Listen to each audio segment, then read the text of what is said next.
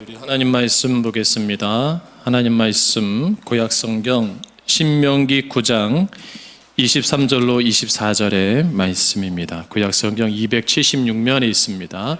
신명기 9장 23절로 24절의 말씀을 우리 함께 봉독하도록 하겠습니다. 함께 봉독합니다. 시작.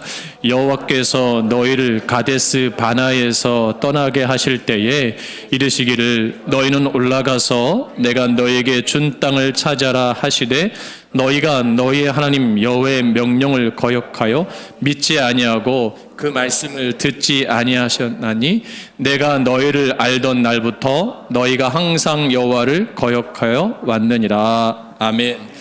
할렐루야. 참 좋은 줄입니다. 그죠?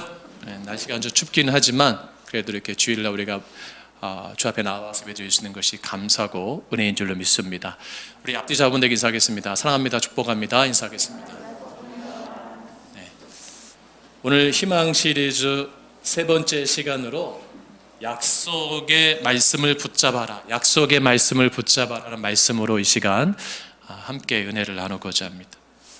2022년도 새해가 밝았는데 벌써 어느덧 2월의 셋째 주입니다. 이제 한 주 지나면 3월달이 됩니다. 참 봄이 왔어요. 새해가 돼서 좀 뭔가 달라지고 뭔가 이렇게 좀 내 가정과 내 사업과 일터 가운데 큰 변화 또 좋은 일들이 가득하길 바랬지만 짧지만은 또 짧다고 말할 수 없지만 이 시간 속에서 희망을 찾지 못하고 여전히 절망하면서 고통하는 분들이 우리 주변에 많이 있음을 보게 됩니다. 특별히 또 코로나로 인해서 계속 힘든 상황이 이어지고 있는데 좀 더 나아질 것 같았는데 더 많아지는 확진자 숫자 속에서 많은 분들이 이렇게 또 절망하는 걸 또 보게 돼요. 우리가 인생을 살아가면서 꿈꾸는 것이 항상 내 인생에 좋은 일만 가득하기를 꿈을 꿉니다. 그런데 좋은 일이 더 일어납니까? 아니면 안 좋은 일이 더 많이 일어나죠? 네, 안 좋은 일이 더 많이 일어나는 것을 우리가 보게 됩니다. 그 안 좋은 일 속에서 많은 사람들은 희망을 잃어버리고 절망하게 되죠. 또 그걸 인해서 삶의 의욕을 잃어버리기도 합니다. 그래서 이 절망의 늪에서 본인만 힘든 것이 아니라 본인으로 인하여서 그 주위의 사람들도 주변 사람들도 같이 힘들게 만드는 어려움이 있다는 거죠. 덴마크의 실존주의 철학자 케이르 케고르는 이렇게 말했습니다. 절망은 죽음에 이르는 병이다. 그러니까 절망이라는 것은 희망이 사라진 상태를 말하는 거죠. 근데 여러분 이런 말이 있잖아요. 산이 크면 뭐도 커요? 그늘도 크다는 말이 있거든요. 죄가 크면 클수록 하나님 은혜가 더 커진다라는 말이 있습니다. 그렇다면 역설적으로 절망이 내 삶 가운데 크다고 생각할수록 모두 커질 수 있어요? 희망도 커질 수 있는 법인 거죠. 우리가 잘 아는 1954년 노벨 문학상을 받은 해밍웨이의 노인과 바다라는 책이 있습니다. 여러분 아마 이 책을 다 보셨을 거예요. 또 영화로도 앤서니 홉킨슨이 나오는 영화를 또 보셨을 건데 한 노인 어부가 84일 동안 바다에 나가서 고기를 잡으려고 했지만 참 놀라운 건 단 한 마리도 잡지를 못해요. 그러니까 조술이라던 소년마저 크게 실망하고 다른 배로 떠납니다. 노인을 떠나죠. 이제 홀로 먼 바다에 나간 노인은 사흘간의 사투 끝에 정말 그 인생의 최고의 큰 물고기를 찾게 됩니다. 그래서 배 뒤에 묻고 이제 그 기쁨으로 그 환희로 이제 그 항구 부두로 열심히 노를 저어서 옵니다. 얼마나 희망이 큽니까? 그렇죠? 내 인생에 이런 날도 있구나. 그런데 뜻하지 않은 일이 일어나요. 뭐예요? 상어떼가 공격합니다.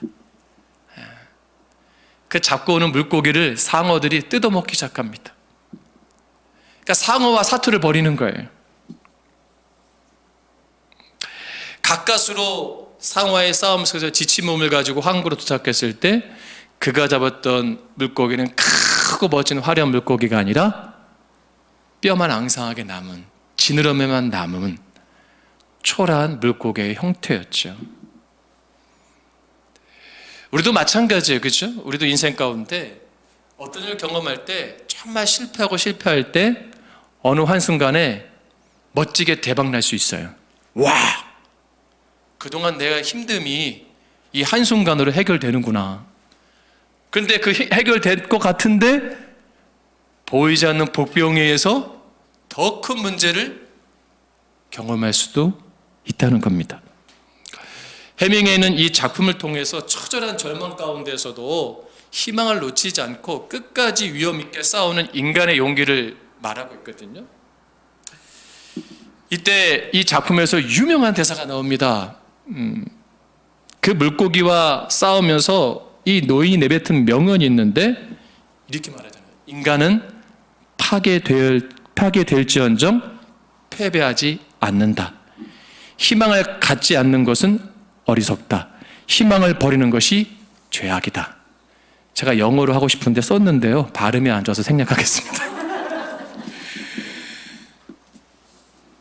여러분, 우리가 이 노인과 바다의 주인공의 말처럼 우리 인생의 고비마다 닥치는 온갖 고통과 시련 속에서도 파괴될지언정 패배하지 않는다. 이게 우리 안에 좀 필요한 모습 아닐까요? 그리고 희망의 끈을 놓지 않는 그 모습, 우리 가운데 필요한 거 아닐까요? 여러분 혹시 가정에서 남편에 대해서 희망의 끈을 놓으신 분 계세요?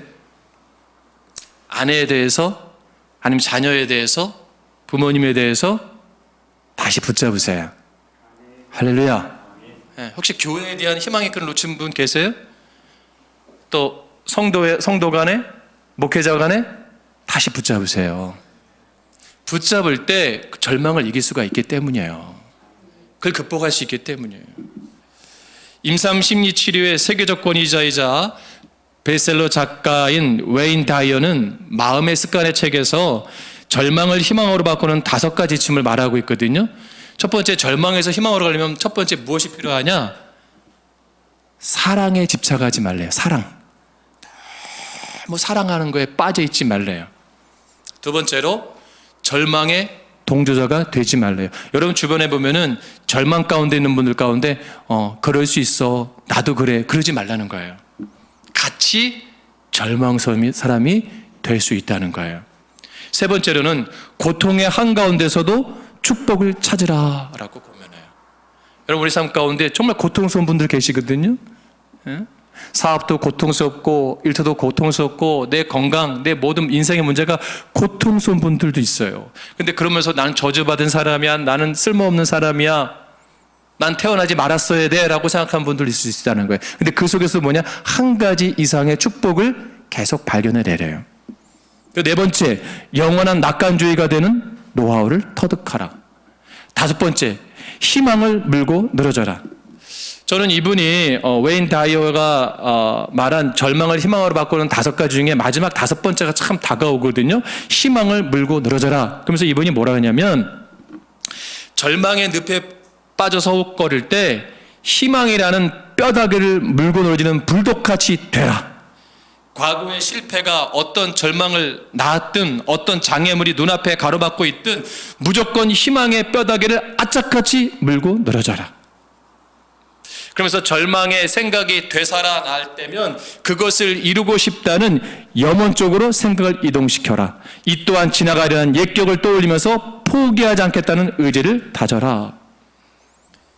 그 내면의 끈질김은 전염성을 가지고 있어서 당신은 결국 절망 속에서 희망의 빛을 발견할 수 있을 거라고 말하고 있어요. 혹시 오늘 예배 가운데 절망으로 인해서 삶에 의욕이 없는 분들 계십니까? 내 가정이 너무 절망스러운 분들 계세요? 아니면 내 믿음 생활이 절망 가운데에서 기쁨을 상실한 분들 계세요? 아니면 건강으로 인해서 아니면 아무도 없고 나 혼자인 것 같은 고독한 인생 가운데 쓸쓸한 분들 계세요? 여러분, 우리는 하나님의 사람이에요. 하나님의 사람들은 그 어떤 상황 속에서도 희망을 놓지 않고 살아가는 존재입니다. 왜냐하면 하나님이 그렇게 만드셨기 때문이에요. 특별히 오늘 성경에서 보면 정말 출애굽한 이스라엘 백성들은 절망스러운 존재일 수밖에 없어요. 하나님 보시기에. 왜냐하면 그들은 늘 절망스러운 말을 해요. 불평의 말을 해요. 원망의 말을 해요. 그래도 하나님이 그럼에도 불구하고 다시 한번 또 한번 하나님 뭐예요? 희망의 메시지를 던져주고 계세요. 오늘 본문의 말씀을 보게 되면 이스라엘 백성이 출애굽하여 2년 5개월이 되었을 때입니다. 그곳이 어디냐면 가데스 바네아라는 장소예요. 그곳에 희망의 메시지를 주세요. 광야입니다. 한 평 땅도 어떤 사업장도 훌륭한 먹거리도 잠자리가 있는 곳이 아니에요. 가도 광야고 불확실성이 있는 그곳에서 매일 사람이 죽어갈 수도 있고 힘든 가운데 고통스러운 그 어려운 자리에서 하나님 뭐예요? 메시지를 주세요. 메시지를 주세요. 무슨 메시지를 주시는 거예요? 여러분 23절 말씀 보세요. 본문 23절에 뭐라고 말씀합니까? 같이 봉답합니다. 시작. 여호와께서 너희를 가데스 바네아에서 떠나게 하실 때에 이르시기를 너희는 올라가서 내가 너에게 준 땅을 차지하라. 아멘. 뭐라고요? 네, 너희는 올라가서 내가 너희에게 준 땅을 차지하라. 이거는 그냥 엄청난 희망을 주신 거예요. 꿈과 소망을 주신 거예요. 비전을 주신 거예요. 그냥 절망 가운데 앞으로 어떻게 살아갈 인생에 막막한 그들에게 하나님 뭐예요? 그냥 올라가서 너희에게 준 땅을 차지하래요. 왜? 하나님이 준 거니까. 그냥 올라가서 차지하게만 되는 거예요. 올라가서 뭐예요? 말씀에 순종만 하면 되는 거예요. 여러분 올해 우리가 여러분 인생 가운데 정복해야 될 것이 많이 있을 거예요. 그렇죠? 어떤 분은 직장에서 승진일 수도 있고요. 건강일 수도 있고요. 자녀의 진학일 수도 있고요. 또 자녀의 취업일 수도 있고요. 또 자녀의 결혼일 수도 있고 또 출산일 수도 있고 사업의 매출 목표가 여러 가지 있을 수 있어요. 어떤 분은 가정의 행복이라고 말하는 분들도 있어요. 어떤 분은 부채를 상환하는 거라고 생각할 수도 있어요. 또 어떤 분은 믿음이라서 내 신앙이 성장하고 싶습니다. 교회가 100명 정도 부흥하고 싶습니다. 다 목표를 설정할 수 있어요. 어떤 분은 내 성격이 바뀌고 싶습니다. 다 각자의 가난이 있어요. 그죠? 저도 그래요. 우리가 말하지 않지만 우리가 원하고 우리가 바라는 가나안 땅들이 다 우리 안에 마음이 있어요. 하나님 말씀하는 거예요. 근데 그게 지금 내 앞에 왔어요? 가나안 땅이? 안 왔잖아요. 지금 어디에 있는 거예요? 광야에 있잖아요. 그러니까 힘든 거예요, 여러분이 저나. 아직 그 목표 오지 않은 거예요. 그러니까 그 목표가 오지 않았기 때문에 경험하지 않았기 때문에 내 가정이 힘들고 내 사업이 힘들고 내 일터가 힘들고 내 믿음이 힘든 거예요. 내 관계성이 힘들고. 근데 중요한 것은 뭐냐면 그거는 이미 우리에게 하나님 주셨다는 거예요. 그러니까 절대 하지 말라는 거예요. 절망하지 말고 포기하지 말고 낙담하지 말고 좌절하지 말고 희망을 가져라. 이미 너에게 준 땅이니까. 우리가 원하고 바라는 것은 하나님 이미 주시고자 작정하신 거니까. 헛된 것들, 헛된 욕망을 꿈꾸는 것은 하나님 원하는 건 아니지만 정말 하나님 앞에서 바로 서려는 그 몸부림 속에서 우리가 바라는 것은 하나님 이미 주셨다는 거예요.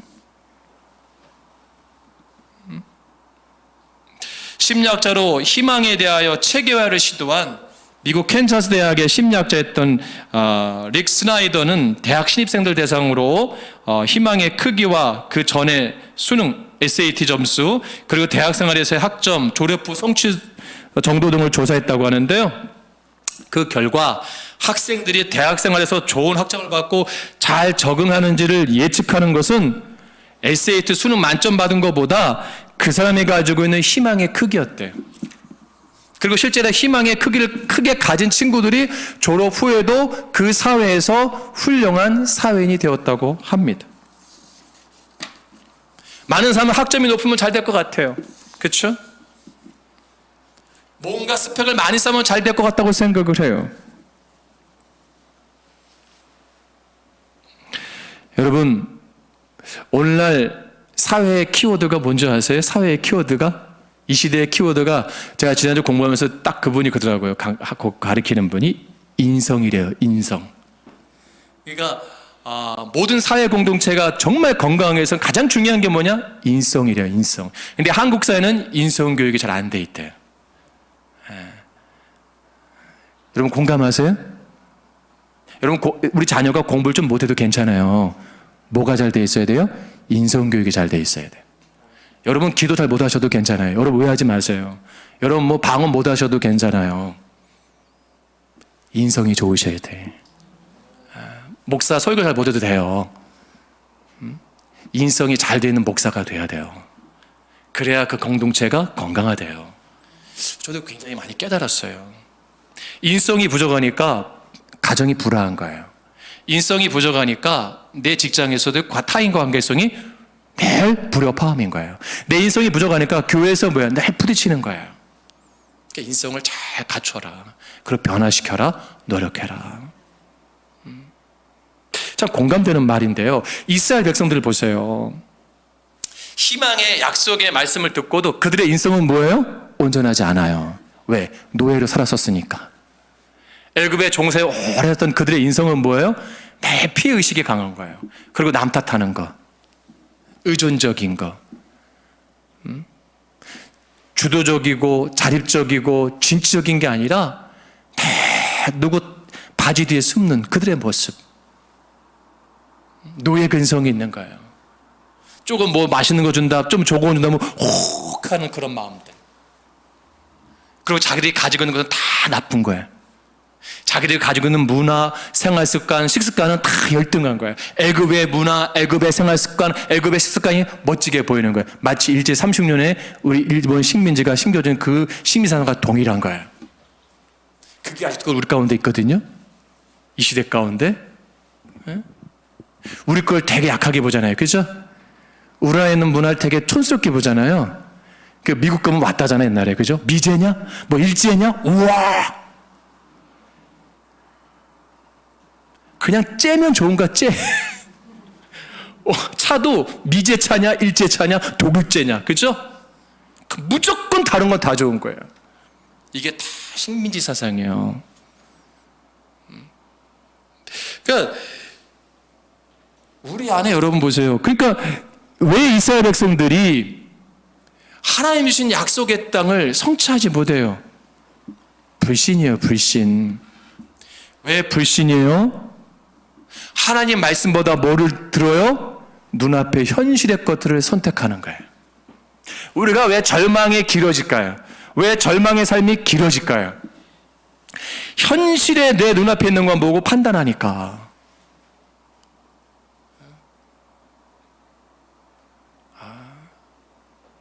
여러분 사하라 사막 종주횡단이라는 그런 그 프로그램이 있어요. 오토바이를 타고 가고 차를 타고 가고 어떤 분은 걸어서 가거든요. 그 종주횡단이 있어요. 어떤 사람은 실제 죽기도 해요. 그 참전한 사람들이. 실제 그 게임에 들어간 사람들이. 보통 긴 거리가 아니에요. 그 엄청난 추위, 사막. GPS를 추적해가지고 문제가 되면 차가 뭐 헬리콥터로 와가지고 인구 구조하고 막 그러거든요. 그거 왜 할까? 보이지도 않아요. 답이 없어요. 그들은 뭐예요? 절망하지 않아요. 희망을 갖고 또 가요. 가고 최선을 다합니다. 결국 뭐예요? 꼴이 나게 되죠. 당장 우리가 여러분 가정에 돌아갔을 때 오늘 말씀 끝나고 여러분 가정 돌아가 보세요. 바뀐 게 있을까요? 없어요. 오히려 더 짜증낼 수도 있어요.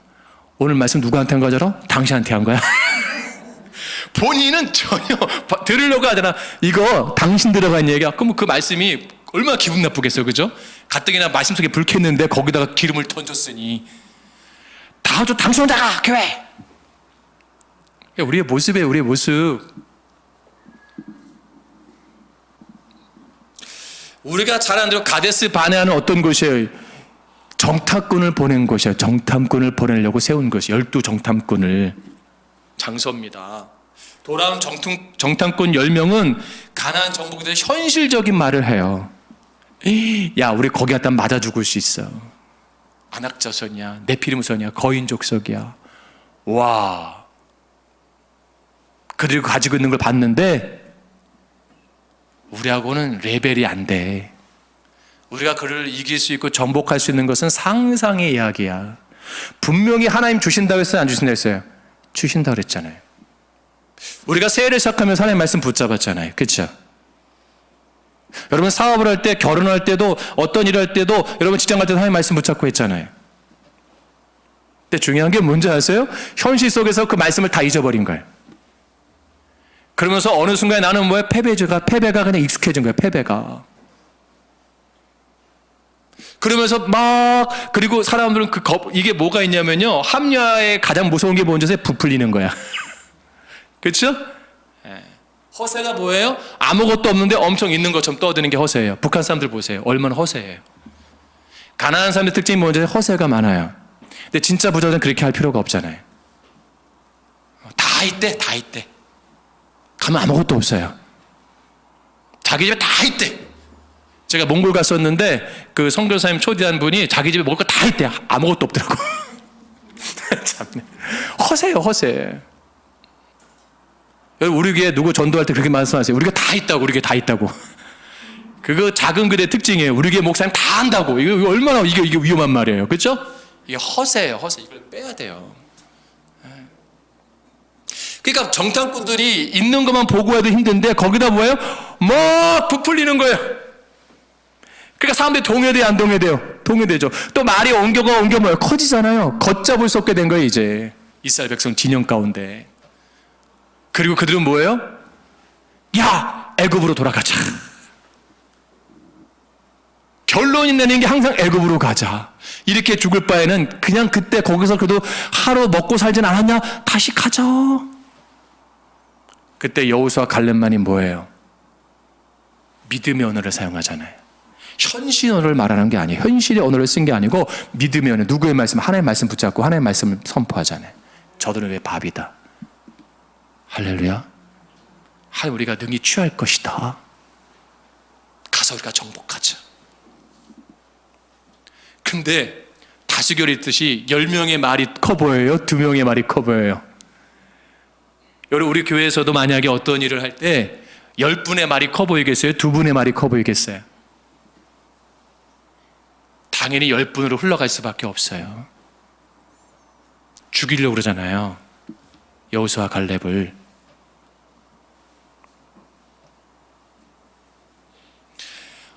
여호수아 갈렙이 결정적인 말은 이렇게 말합니다. 마지막에 하나님이 함께 하시면 넉넉히 차지할 수 있습니다. 누가 함께 하시면?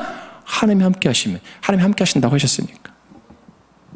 하나님의 말씀 믿은 사람 유일하게 여호수아 갈렙 외에는 없는 거예요. 그것도 지파별로 대표자 한 명씩 뽑았는데 그러면 아무나 뽑았겠어요? 그래도 어느 정도 믿음이 좋은 사람들, 그래도 인품 있는 사람들, 덕망의 사람을 뽑은 거죠. 우린 메뚜기와 같다. 차지할 수 없다. 우린 죽는다. 여러분들 이것은요, 인간의 본래적 후성이에요. 부정적 생각, 부정적 언어, 인간적인 말, 이성적인 말, 확률적인 말, 과학적이고 현실적인 말이 언제부터 시작됐다세요? 태초부터, 아담과 하와 때부터 사단이 써먹던 방법이에요. 내 눈이 밝아서 남편 될 것이다. 얼마나 이성적이고 합리적입니까? 그러니까 보암직도 하고 먹음직도 하고 지혜롭게 하고 탐스럽기도 하고. 할렐루야. 싹 넘어가는 거예요. 그것을 보고 하나님 어떻게 한 줄 아세요? 그 부정적인 생각 속에서 절망 가운데 이스라엘 백성을 보고 하나님 화를 내셨어요. 분노하셨어요. 가나안 땅을 정탐하고 돌아온 기간이 며칠이에요? 40일. 그 기간을 40일을 1년씩 계산해갖고 40년을 광에서 돌리게 하신 거예요, 하나님이. 할렐루야. 여러분 그 절망의 결과가 정탐꾼이 보고한 그 시간을 하루를 1년으로 계산해서 40년을 광에서 돌게 하시는 거예요. 근데 중요한 게 뭔지 아세요? 그걸 깨달아야 되는데, 그걸 알아야 되는데 그 백성들은 깨닫지를 못해요. 계속해서 불평합니다.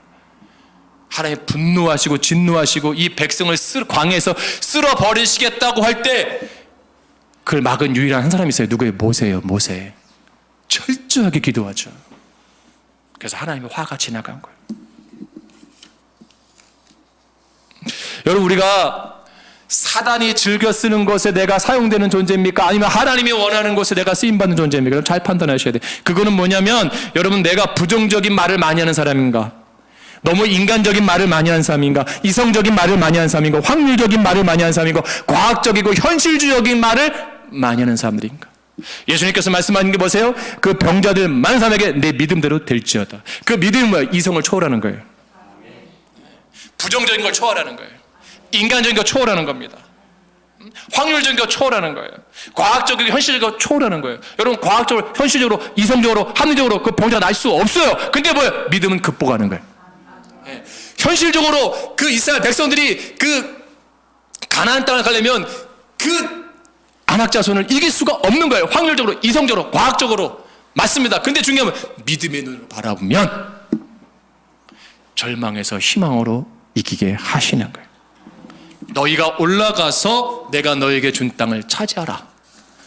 여러분, 언제까지 바라보고 계실 거예요? 여러분이 그 성취하려고 하는 것들. 10년 전에 기도 제목과 내가 똑같다면 누구 문제예요? 내 문제 아닙니까? 20년 전에 기도 제목과 지금도 20년 동안 동일하신 하나님이니까 난 동일하게 기도합니다. 여러분, 이거 되게 웃긴 거예요. 언제까지 목사님 저희 가정에 희망이 없어요? 언제까지 그러실 거예요? 전 예수 믿어도 안 되는 것 같아요. 언제까지 그러실 거예요? 네, 인간적인 말은 맞습니다. 이성적으로 합리적으로 생각해도 그렇습니다. 남편 바뀌지 않을 거고요, 아내 바뀌지 않을 거고요, 자녀 바뀌지 않을 겁니다. 네, 부모님 달라지지 않을 거예요. 교회 바뀌지 않을 겁니다. 목사 바뀌지 않을 겁니다. 그 성도 달라지지 않을 겁니다. 이웃들 변화되지 않을 거예요. 그렇죠? 예. 그냥 포기하세요. 그래야 됩니까? 그냥 마음껏 사세요. 그래야 됩니까? 저희 아버님이 병원에 갔을 때 딱 그러더라고요. 6개월 사십니다. 딱 그러더라고요. 그냥 그 환자가 있는데도 안 됩니다. 전이가 돼서 6개월 사십니다. 본인은 멀쩡한데 그냥 말해요. 그러면서 하신 말이 뭐냐면, 가족들 스트레스 주지 말고, 연세도 많지 않으시니까 그냥 드시고 싶은 거 많이 드시게 하시고 그냥 하시고 싶은 거 잘 하게 하시라고. 그게 희망적인 말이에요, 여러분? 그게 정말 희망적인 말이에요. 그 6개월 선고받은 사람에게 드시고 싶은 거 다 먹고 가고 싶은 데 다 가보고 하면서 다 하지. 그게 정말 희망적인 말이에요. 여러분, 우린 지금 50대 이상 낳은 가장 되신 분들 가장 듣고 싶은 말 아니에요? 하고 싶은 거 다 해보고 먹고 싶은 거 먹어보고. 만약에 우리 김찬희 사님이 임사님한테 여보 내일부터 당신 하고 싶은 거 다 해 그냥. 당신 놀러 가고 싶은 거 놀러 가고 먹고 싶은 거 놀고. 그러면 임사님 전화 할 거예요. 목사님 해방됐습니다. 역시 목사님 설교는 명설교입니다. 제가 듣고 싶은 말씀 어떻게 이렇게 잘하셨습니까? 아멘. 누군가의 희망이지만 정말 내가 6개월만 산다는 사람이 그게 희망이에요? 그건 희망이 아니에요. 희망 고문이지. 그가 듣고 싶으면 왜? 그래도 한번 해보죠. 그래도 한번 수술을 해보든가 약을 치료해보든가 항암을 해보든가 한번 최선을 다해봅시다. 살 확률이 20% 10% 남았지만 한번 해보죠. 이걸 듣고 싶은 거 아니에요? 전자예요, 후자예요? 후자잖아요. 그렇죠? 근데 중요한 건 후자 선택하면 고통스러워요. 수술을 해야 돼요. 항암을 해야 돼요. 그 재활하고 엄청난 시간이 필요해요. 근데 뭐예요? 끈을 놓지 않는 거예요. 내가 지금 맛있는 거 먹는 것보다, 좋은 거 입는 것보다, 좋은 데 놀러 가는 것보다 내가 고통스럽지만 희망을 걸지 않고 내가 최선을 다해서 포기하지 않고 그걸 한 방 한 방 할 때 결국 뭐예요? 나는 살 수 있다. 이겁니다.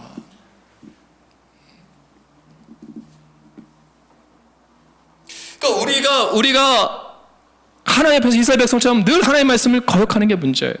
이스라엘 보니까 여호와를 거역했대요. 거역하던 탐호를 한데, 이것은 뭐냐면 하나님 명령에 철저히 따르지 않는 것을 의미해요. 그러니까 우리가 우리 삶 속에서 하나님의 나에게 희망의 메시지를 주신 것이 엄청 많이 있는데도 나는 뭐예요? 귀담아 듣지 못한 거예요. 왜 귀담아 듣지 못하세요? 너무 현실주의자예요. 너무 이성적이고 너무 합리적이에요. 세상은 1+2는 뭡니까? 2라고 합니다. 그렇죠? 한결아, 2 더하기 2는 뭐야? 4. 그래요. 저 아이는 너무 합리적이고 너무 똑똑합니다. 모든 어린이가 합니다. 와, 나 똑똑하다. 근데 만약에 이 아이가 3이라면 쟤 왜 저러지? 지상한 애네? 하나님의 관점은 3이 될 수 있고 100이 될 수도 있어요. 아멘? 네. 내가 가지고 있는 게 다 맞다고 생각하시면 안 되는 거예요. 내가 가지고 다 옳다고 생각하시면 안 되는 거예요. 그러니까 편협되는 거예요. 편협되는 거. 독재가 뭐예요? 독재가 나하고 다른 거 다 죽여버리는 거예요. 나하고 다른 사람 다 폐지하는 게 독재입니다. 남의 얘기를 듣지 않는 거예요. 내가 맞다는 거예요. 내가 진리라는 게 얼마나 아둔한 거예요. 우물 안의 개구리처럼 내가 그곳의 왕자인 거예요. 왕인 거예요. 그러니까 우리 안에 그리스도인이 정말 조심할 게 뭐냐면, 왜 우리가 절망스러우냐? 현실만 보니까 나 지금도 아프고요, 내 사업 지금도 힘들고요, 내 가정 지금도 힘들고요, 내 믿음 지금도 힘들어요. 예, 그 지금도 힘들어요. 거기에 뭐가 빠진 줄 아세요? 하나님의 말씀을 추가하세요. 하나님, 내가 힘듭니다. 나에게 말씀을 주세요. 아멘. 그 말씀을 붙잡아야죠. 이제 그 말씀 붙잡고 내가 일어나겠습니다. 근데 사단은 뭐예요? 그 말씀을 어떻게 해요? 추가하거나 삭제하거나 확대해버리고 변조시켜요. 그게 사단의 역사예요. 그리고 부정하게 만들어요. 그리고 하나님의 성품에 대해서 비방하게 만들어요. 그리고 야, 보이지 않는 하나님보다 너가 하나님보다 나아, 착각하게 만드는 거예요. 오늘날 사탄은요, 과학을 택했거든요. 인본주의 택했거든요. 성소수자 인권보호, 또 계속된 과학의 발전으로 인해서 이제 뭐 동성끼리 결혼한 것도 이제 별 재미가 없대요. 그래서 어떤 일이 벌어진 줄 아세요? 개하고 결혼해요. 이미 서구 사회는 그러고 있어요. 동물과도 성생활을 한다고 생각을 해요. 그걸 해달라고 청원을 해요. 인간은 진화된 동물에 불과하다는 거예요. 시편 10편 4절 말씀에 이런 사람을 교만하다고 하는데, 악인은 그의 교만한 얼굴로 말하기를 여호와께서 이를 감찰하지 아니하신다 하며 그의 모든 사상에 하나님이 없다 하나이다. 이런 사람들의 말은 되게 귀에 잘 들어와요. 하나님이 없는 그런 인본주의 철학들의 말이 귀에 잘 들어와요. 그런 메시지가 귀에 쏙쏙 들어와요. 피 묻은 복음은 굉장히 거추장스럽게 되고 말았어요. 심리학에 물든 설교가 이 땅에 지배하고 있잖아요. 수사학적 설교가 이 땅을 지배하고 있잖아요. 왜요? 믿음의 회의를 갖기 시작하는 거예요. 회의를 계속해서. 그게 자유주의예요. 자유주의. 결국 그걸 선택했던 독일 교회가 무너졌잖아요. 유럽 교회가 무너진 이유가 여기 있습니다. 어리석은 자는 그의 마음에 이르기를 하나님이 없다 하도다. 시편 53편 1절 말씀이에요. 주님은 이스라엘 백성들처럼 우리의 삶 가운데서 아직 내가 가나안 땅에 가지 않았는데 우리가 내 인생 가운데서 여전히 지속적으로 하나님의 말씀을 붙잡지 않고 거역하면 우리는 뭐예요? 그 땅을 차지할 수가 없어요. 내가 죽는 순간까지 내 가정 달라질 수가 없습니다. 내 믿음 달라질 수가 없고 교회가 달라질 수가 없어요. 그럼 어떻게 해야 돼요? 희망이 보이지 않잖아요. 과거에는 80년대, 90년대만 해도 이 30, 40대 이 부부된 집사님들이 목사님과 상담을 하면, 그때 이제 목회 상담이 굉장히 이제 한참 화두가 됐었는데, 목사님 이혼해야 되나요? 말아야 되나요? 그럼 그때는 집사님 좀만 참으세요. 기도하세요. 좋은 날이 올 겁니다. 남편에서 조금만 인내해 주세요. 지금은 뭔지 아세요? 앞장서 갖고 그냥 이혼하세요. 아, 이거 어떻게 삽니까? 집사님 그냥 이혼하세요. 뭐 저도 했는데요, 뭐. 그냥 하세요. 그런 시대가 바뀌었대요. 예를 들면. 여러분, 무엇을 듣고 싶으세요?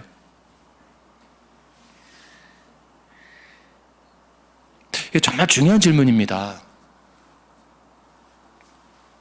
어리석은 자는 그의 마음에 이르기를 하나님이 없다 하는도다. 하나님이 계시면 뭐라 하실까? 하나님이 내 마음을 지배하고 계시고 내 생각을 지배하신다면 뭐라고 얘기하실까?